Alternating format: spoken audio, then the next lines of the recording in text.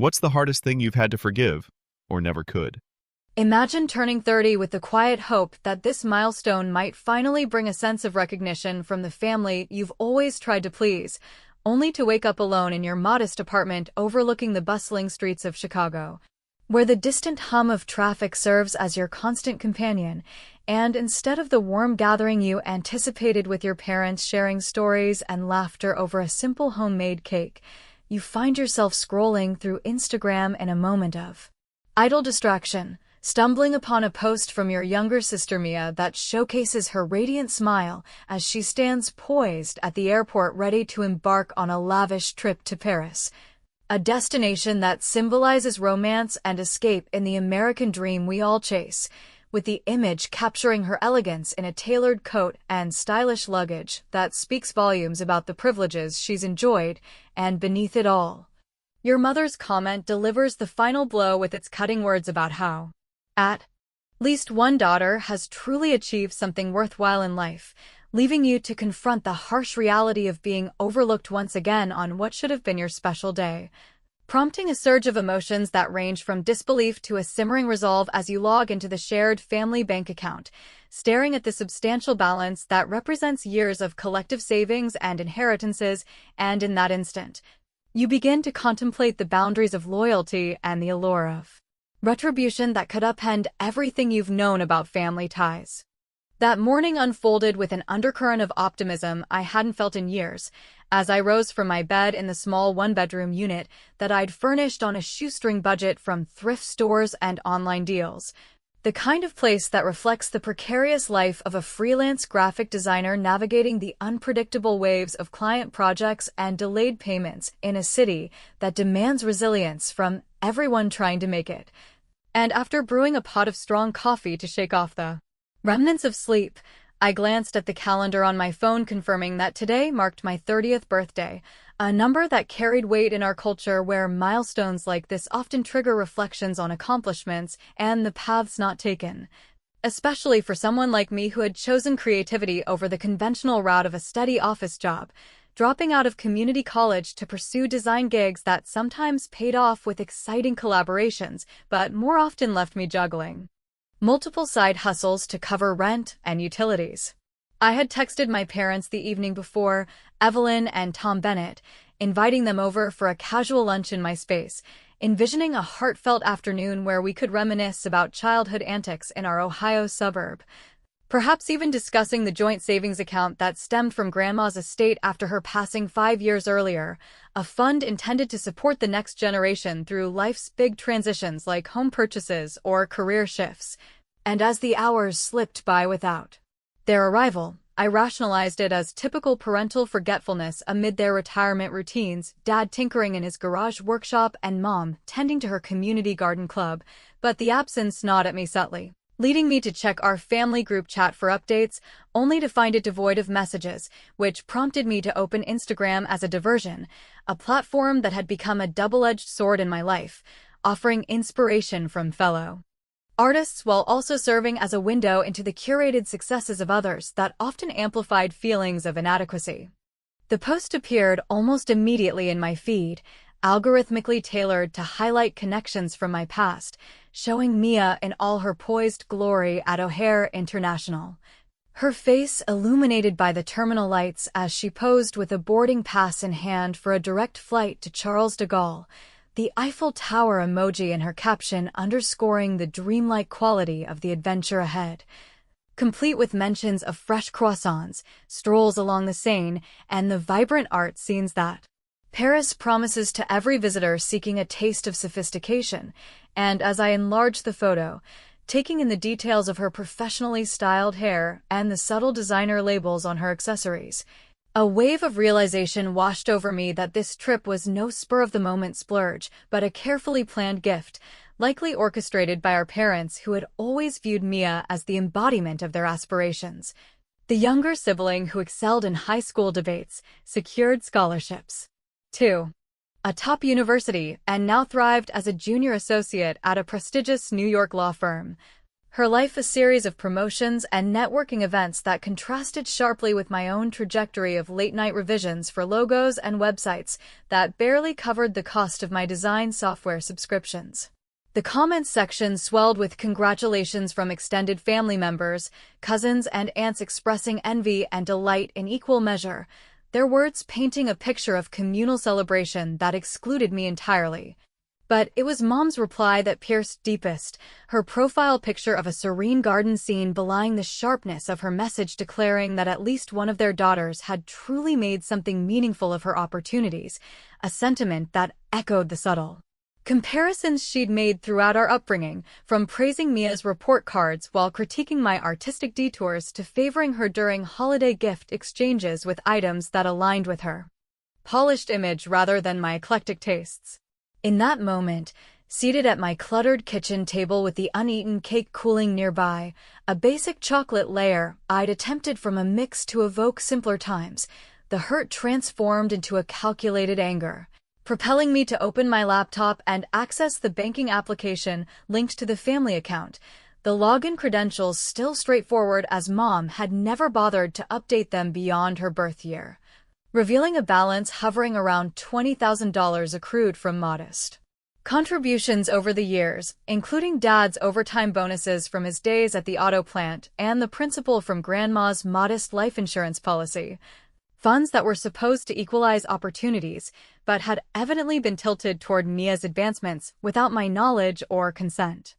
As the screen glowed with those figures, representing not just money, but a tangible symbol of the inequities woven into our family fabric, I felt a tentative smile form. Not one of joy, but of the steely determination that arises when pushed to one's limits, contemplating the transfer options that could shift the dynamics in an instant. A move that would challenge the narrative of sacrifice and favoritism that had defined my role as the overlooked elder daughter, yet just as my finger poised over the initiate button, a sharp buzz from my phone interrupted the tension, displaying an incoming call from an unfamiliar local number that carried an air of urgency in its ringtone, and when I answered, the voice on the line belonged to Cousin Jake, our distant relative from Mom's side who worked nights at a body shop and had a reputation for overhearing the undercurrents of family disputes during gatherings, his tone laced with hesitation as he referenced the Instagram post and hinted at an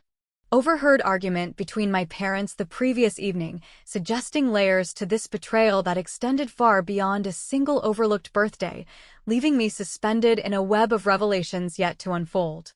Cousin Jake's voice carried that familiar gravelly edge honed from years of late-night shifts under fluorescent garage lights, where the air thickens with the scent of oil and unspoken family lore, as he launched into his account without preamble, explaining how he dropped by my parents' house unannounced the evening before my birthday to borrow Dad's old torque wrench for a stubborn engine job, only to catch the tail end of a heated exchange between Mom and Dad in the kitchen that revolved around the logistics of Mia's impending departure for Paris, with Mom insisting that such an experience would solidify Mia's position at her firm amid the cutthroat world of New York legal circles,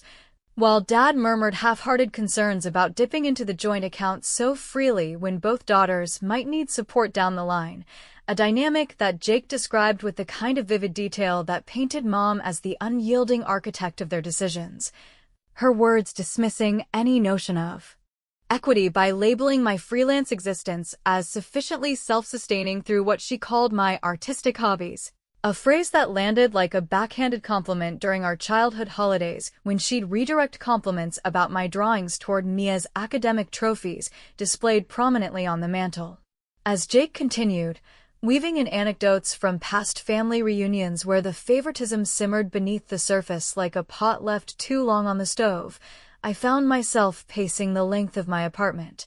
the phone pressed to my ear while the city sounds filtered through the window, honking taxis and distant sirens that mirrored the chaos unfolding in my mind, recalling how Grandma's inheritance had been divided not in a formal reading, but through informal agreements sealed over coffee in the living room after her funeral, where Mom had advocated for front-loading Mia's share to cover her elite university tuition, because she's the one building a future we can all be proud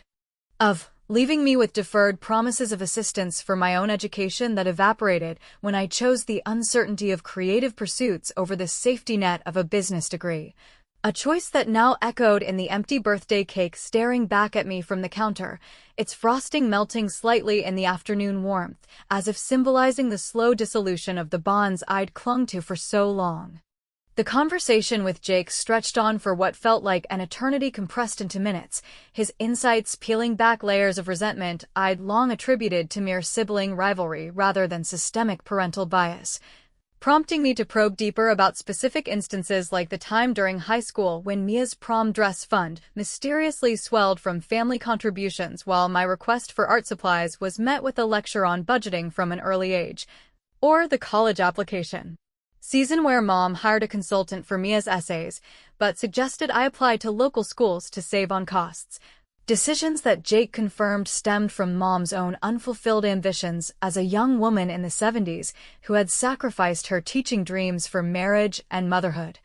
channeling those regrets into an overzealous push for Mia to embody the success she never grasped, all while viewing my path as a gentle rebellion that required minimal intervention because it posed no threat to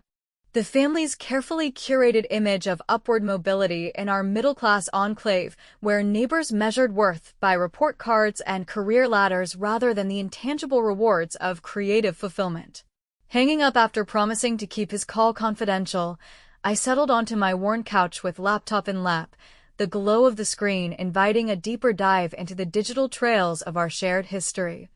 Starting with archived emails from the family account that revealed a pattern of withdrawals aligned suspiciously with Mia's milestones, a tuition reimbursement here, a professional wardrobe allowance there, each justified in Mom's notes as investments in potential that yielded dividends, whereas my sporadic requests for software upgrades or conference fees were logged as discretionary expenses to be covered from my earnings.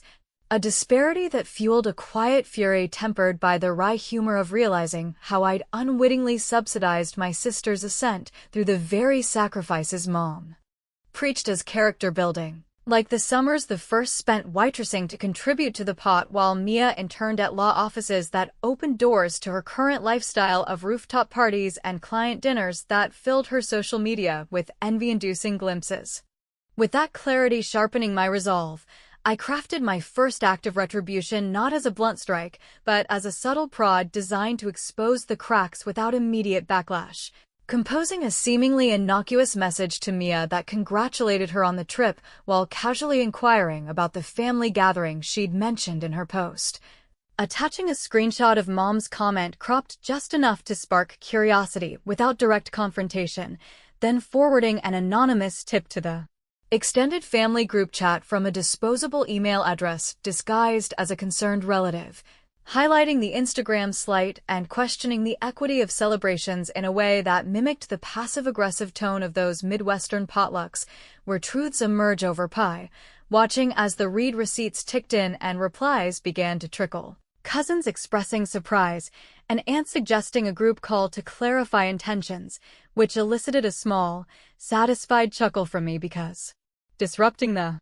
narrative felt like reclaiming a sliver of power in a story written long before my birthday dawned, a Whittian version where the overlooked became the quiet instigator, yet as the notifications multiplied and I leaned back to savor the budding discord,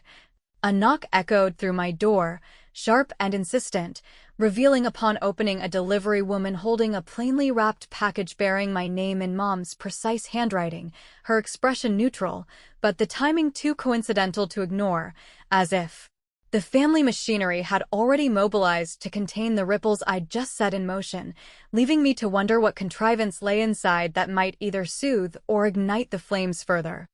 The delivery woman's hurried departure left me clutching the nondescript package in the dim hallway light of my building, where the faint echo of neighbors' footsteps reminded me of the solitary rhythm that had become my norm in this city of millions. And as I retreated inside to slice open the wrapping with a kitchen knife still smeared from the uneaten cake, the contents tumbled out onto my table in a cascade of banality, a mass-produced greeting card depicting generic balloons and the word 30-inch in glittering script, accompanied by a laminated voucher for $20 at the corner diner that served greasy spoons and bottomless coffee to the early risers and night owls alike. The kind of token gesture that screamed minimal effort from someone who'd rather post passive digs online than acknowledge the day with presence or warmth, and in that instant, the absurdity of receiving such a paltry offering on the heels of Mia's Parisian extravaganza elicited a hollow laugh from deep within, a sound laced with the ironic humor of realizing how my mother's idea of balance equated to crumbs for one while feasts went to the other, prompting me to pocket the card as a memento of the slight rather than discard it outright. Because even in betrayal, there was a twisted value in documenting the evidence for whatever reckoning might follow. Setting the package aside, I noticed the delivery woman had been none other than Lisa, Mia's closest confidant from our high school days in Ohio. The girl who'd tagged along on sisterly outings and now occupied a mid-level marketing role in Chicago that kept her tethered to the same social circles through weekend brunches and charity runs. Her presence at my door no accident, but a deliberate choice to hand-deliver under the guise of routine, and when I called out to her before she could vanish down the stairs, inviting her in for a moment under the pretense of needing advice on a freelance query, she hesitated only briefly before stepping back inside, her eyes darting to the wilted cake remnants as if they symbolized the decay of family harmony she'd glimpsed through Mia's excited updates. Lisa's reluctance melted into a flood of words once seated on my couch with a lukewarm cup of tea in hand, her narrative unfolding like a confessional whispered at a support group for those entangled in dysfunctional kinships, revealing how Mom had enlisted her that afternoon to drop off the card after spotting the stir in the family chat from my anonymous nudge.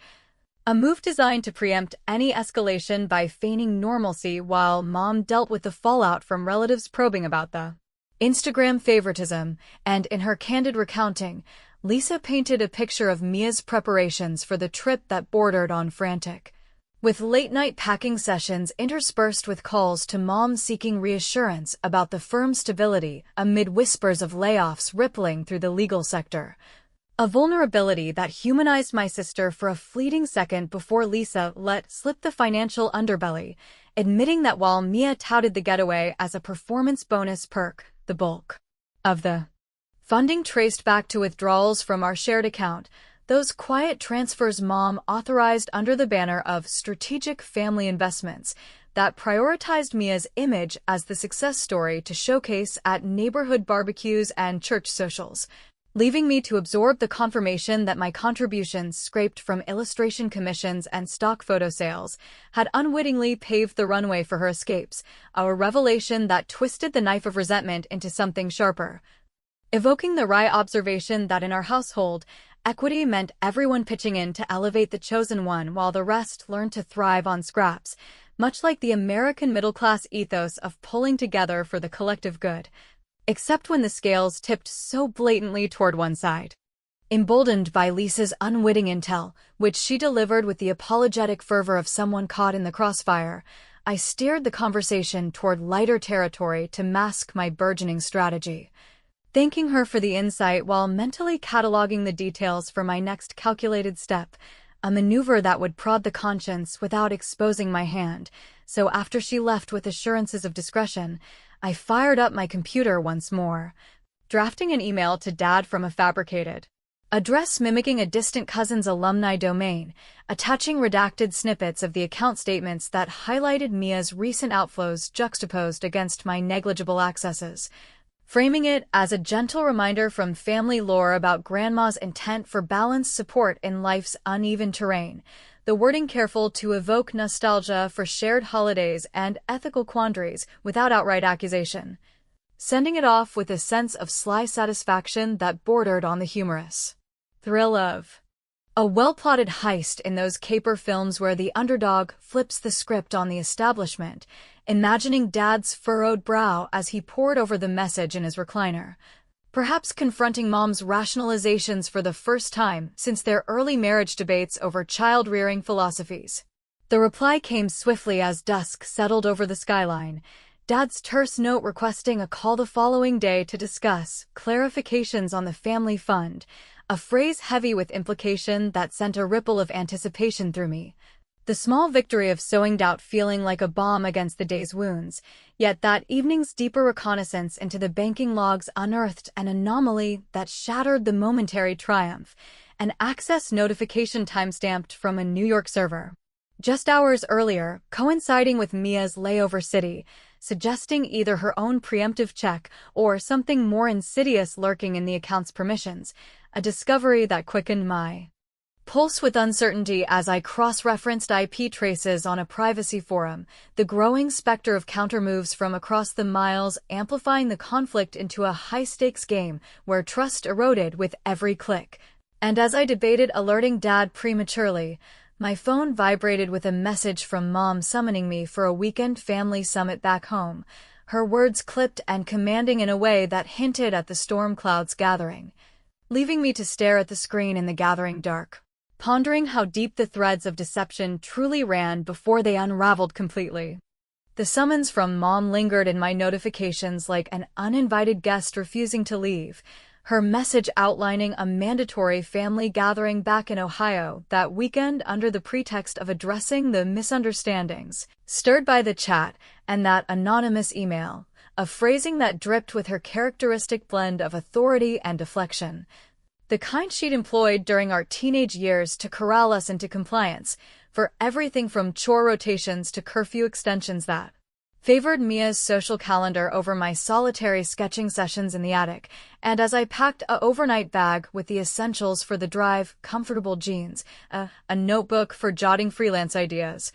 and the laptop that now held the weight of unearthed discrepancies, I couldn't shake the undercurrent of dread mixed with a defiant spark. The road trip ahead symbolizing not just miles, but a confrontation with the roots of favoritism that had branched out to overshadow my every milestone, prompting me to fuel up my reliable old sedan at a gas station where the attendant's small talk about weekend traffic offered a brief illusion of normalcy before I merged onto the interstate, the landscape blurring from urban sprawl to rolling farmlands that evoked memories of childhood drives to Grandma's house, where fairness seemed simpler until the will readings complicated everything with clauses about merit and need that Mom interpreted through her lens of aspirational parenting. Hours ticked by under a sky-threatening rain, my mind replaying Lisa's confessions and Jake's whispers like a looped podcast dissecting family dysfunction, each revelation amplifying the dilemma of whether to arrive with accusations blazing or play the dutiful daughter gathering intel for a more surgical strike. An internal tug-of-war that mirrored the broader American struggle of adult children navigating parental expectations in an era where financial independence feels like a myth amid rising costs and stagnant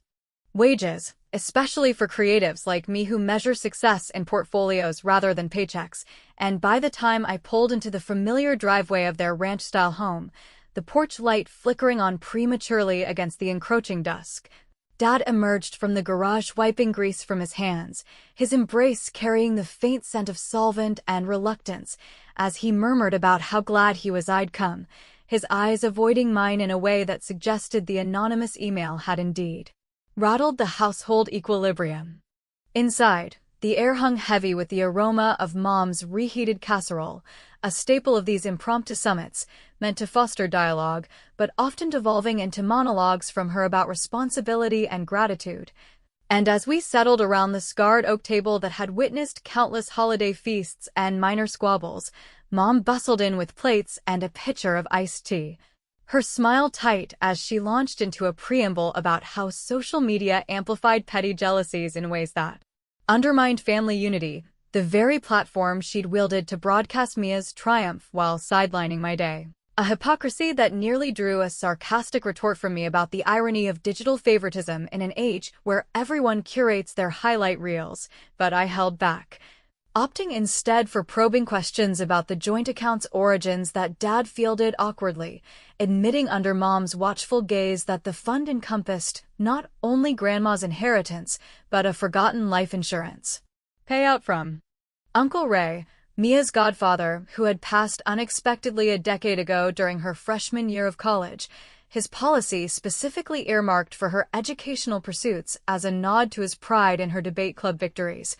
Yet over time the assets had merged into the communal pot without formal separation,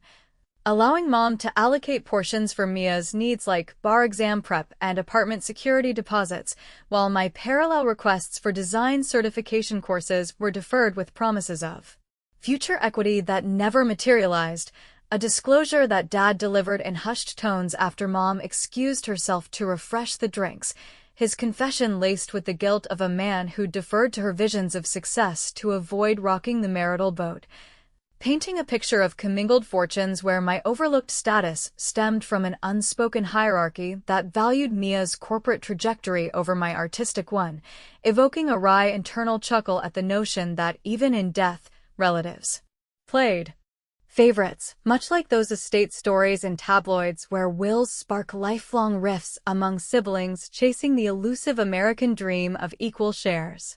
Seizing the momentary privacy while voices rose in the adjacent room over Mom's return with questions about my latest gigs, I slipped into Dad's cluttered home office. The space a time capsule of faded automotive magazines and dusty file cabinets that held the tangible records of our financial entanglements. Quickly booting up his desktop to email myself the comprehensive ledger files tucked away in a subfolder labeled Legacy Matters, the documents detailing every transaction with timestamps and justifications that confirmed the lopsided flows, then navigating to the banking portal where I initiated a modest transfer of $500 to my personal account, framing it in my thoughts as a symbolic restitution for the intangible costs of being the secondary child. The transaction processing with a quiet efficiency that brought a surge of empowering satisfaction akin to the clever twists in those underdog tales where the protagonist quietly rebalances the scales without fanfare.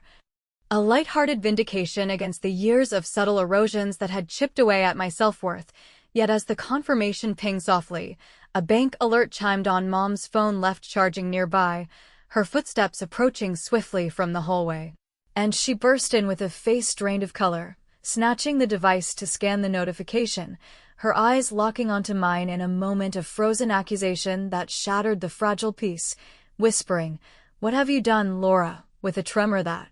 blended fury and fear just as the video call tone erupted from the kitchen laptop, Mia's name flashing on the screen from her Parisian hotel, pulling us all into the vortex of impending revelations that threatened to redefine the fractures forever. Mia's image materialized on the laptop screen with the clarity of a high-definition broadcast, her features softened by the golden hour light filtering through the sheer curtains of her Parisian boutique hotel room, where ornate moldings and a glimpse of the Champs-Élysées in the background underscored the opulence that had ignited this entire cascade of revelations.